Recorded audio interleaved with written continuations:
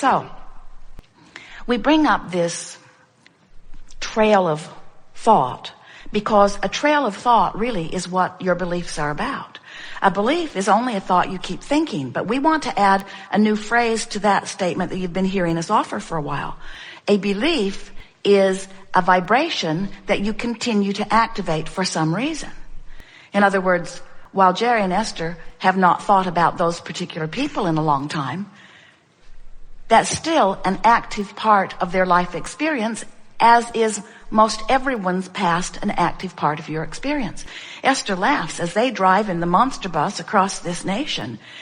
It is a rare road that they're on that Jerry doesn't have some memory about. Because he traveled as an entertainer, he traveled by car, he traveled all of the roads of this nation. And nearly all of the roads that he traveled, Jerry and Esther are still traveling. So he remembers that motel. He remembers what happened at that gas station. He remembers the people that lived in this town. And while most of it feels good when he reactivates it, every time you activate something from the past, you run the risk, and we don't mean to sound warning, we just can't find a better word of explaining.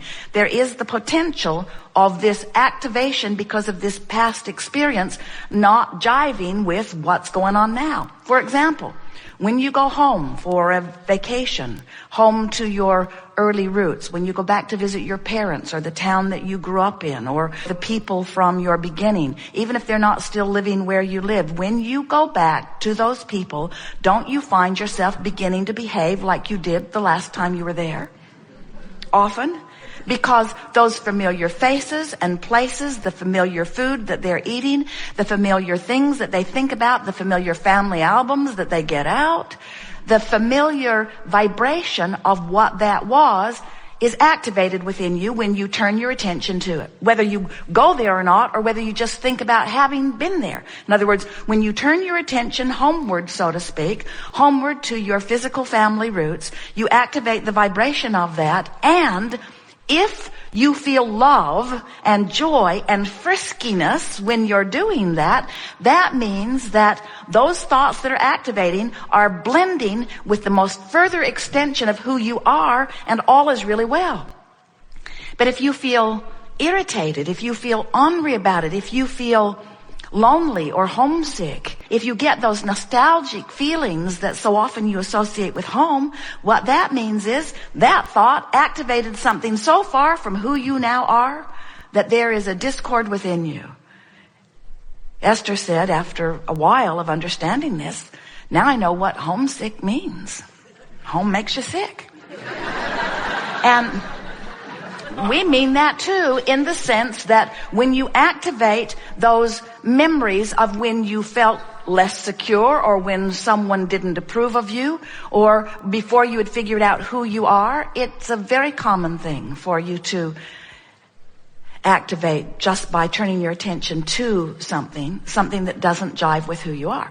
But you don't have to go back home or back into your memory to do that. All day, every day, the thoughts you are focused upon, whether it is past, present, or future, whether it is a person, whether it is a place, whether it is a thing, whether it is a philosophy, whether it is an economy, whether it is a government, it doesn't matter what you have turned your attention to.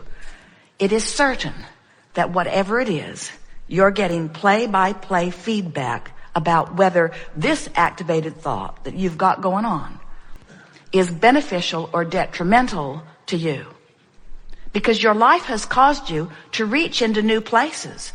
And then all day, every day, you've got this measurement going on to see how well you're reaching into the new place that life caused you to reach to.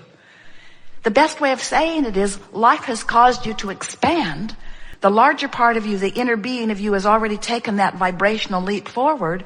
And if you don't bring the rest of you along, then you feel the discord and you don't feel good. In short, if you are to live the joyful life that you have come forth to live, you've got to keep up with you. And we don't know any of you who can keep up with you when you're looking back. If we were standing in your physical shoes, we would spend so little time looking into the past, it would be as if we were born today. We would spend so little time thinking about anything that had happened before, because everything that happened before your frequency was where it now is. So you're just almost certain of bringing discord to yourself by activating that. Now, we know good things happened in the past, and we know that you can selectively sift through it and find those good things. But you are forward-looking beings. It's one of the reasons that you don't stay in these physical bodies very long. You don't stay in these bodies very long because you get so enamored with the path that you have walked upon that you want to record it for all to hear. And when you do, it holds you back. It holds you back from where you're going. It keeps you from being who you really are. It's not good for you, so stop it. Or not. Whatever you want is fine. There are no rules to this game of life. There's just an incessant quest that is within you, and that is to feel good. And we're just letting you know why, when you don't feel good, what's going on, and why, when you do feel good, what's going on. And it is our desire, as we chew together in the hours that are before us, that you leave this gathering with a revived decision that nothing is more important than that you feel good, and you're going to look for love in the places where it is. There are so many people looking for love in all the wrong places. And we want you to understand that where it is forward-looking. Where it is where the whole of you is. Where it is where the source that is within you has evolved to because of what you have lived. We have to make a very strong statement here. If life had not caused you to become more, you would not feel uncomfortable when you don't become it. You got to keep up with you. You just got to keep up with you. You just got to keep up with you, you see. A woman one day was talking to us about a relationship that she was wanting to attract. And we were coaching her about how to speak about it as it is. We were wanting her to train her expectation into being inside this relationship as she wants it to be. But she was speaking about it at such arm's length. You could tell that she didn't feel a part of it. And she said, I see two people walking down the beach. And we said, are you one of them? Because we want her to feel, to be inside the experience, to expect it to be. So what we want to say to you is that you are the creator of your reality. But even more poignantly, we want to say to you, the reality that you are creating is you. You are the creator and you are the creation. When you ask for something, you ask for that version of you living that experience. And the thing that so often our physical friends do not remember is that as you sift through this contrast and ask for a variety of things all day, every day, there is a vibrational reality. We're calling it your vortex of creation that is assembling. And the reason that we want to draw your attention to this is because since this is the eternal part of you, this is the larger part of you, since your inner being is the immediate recipient of what you're asking for, and law of attraction is responding to the request from this non-physical you point of view, when you ask, it is given, it is done. It is a vortex of creation. And the reason that that is so is because law of attraction is responding to the purity of those vibrational requests. Law of attraction is assembling all cooperative components. And the question that we want you to ask yourself and find the answer maybe here today is, are you a cooperative component? Esther wants strawberry jam for Jerry. She wants it. But is she a cooperative component when she brings jam with her?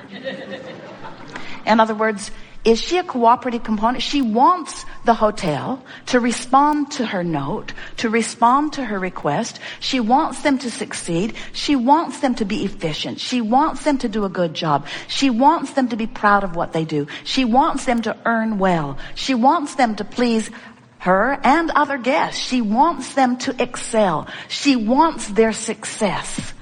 But when she brings her strawberry jam, you gotta know she's not really all that much of a cooperative component to her desire. because her expectation is somewhere else. In order to be a cooperative component, you have no contradictory thought. You have no contrasting thought. You have no resistant thought. Your thought about what you want is in sync with who you are and all that you have become.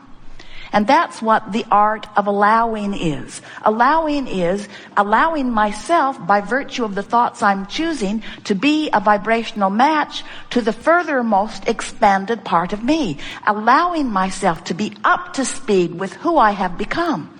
Every time life helps you to know what you don't want, you put forth a request of what you do want. And this is the important part for you to understand. You expand. The larger part of you becomes it. Immediately. That's why when we say, ask and it is given, we're not kidding even a little bit. But our physical friends sometimes, in fact often say, that can't be true because I know I've been asking. I wrote it in big letters. I know I've been asking. Don't give me this ask and it is given stuff because I'm asking. Where is it? Where is it? I ask, where is it? I ask, where is it? And we say, you're not asking with your words, you're not asking with your notes, you're not asking with your laws, you're asking with your vibration, and you got to line up with it. You have to learn how to allow yourself to be in vibrational sync with what you're asking for. And when that expectation clicks into place, you'll know it, because the manifestations of everything that you're asking for click into place too. You are creators. Creators are always looking forward into what is becoming, not backward or downward into what is. When you are driving your vehicle, hopefully you're looking where you're going, not where you've been, and not where you are. You don't have those mirrors. They would make you sick if you had them. They'll look right down at the road, right where you are. Think about that. You wouldn't want to go very fast under those conditions, would you? You're just looking right down at where you are. You want to look forward to where you're going. And we want you to understand that as you become forward-looking, and by forward-looking we mean as you become one who looks in the direction not only of that which you want, but hear this, looks in the direction of that which the larger part of you has already become. Did you hear that? Can you hear the importance of your step one part of this process? Contrast causes you to ask and source the inner being that is you, the God within you, the all that isness, collects the data of the best of life. Now we want to ask you a question. When you know what you don't want, when you see someone rude, when you see a mass murder, when you see some abhorrent experience, when you see something that you really, really, really know that you don't want, when you see people suffering, when you see people encouraging suffering, when you see those things you don't want to see, whether it's humans or animals or earth, when you see something you don't want to see, do you understand that in that moment you offer an equal and a commensurate and exactly equal, proportionate request that is exactly on the other side of what you don't want? In other words, when you're really sick, you really ask for wellness. If you're sort of sick, you sort of ask for wellness. If you're sort of confused, you sort of ask for clarity. If you're really confused, you really ask for clarity.